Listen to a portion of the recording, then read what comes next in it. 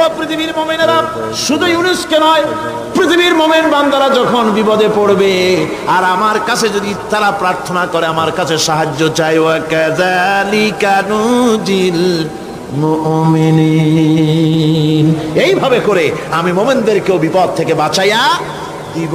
জোরে কান সুবহানাল্লাহ। ওয়াদা কার? ওয়াদা কার?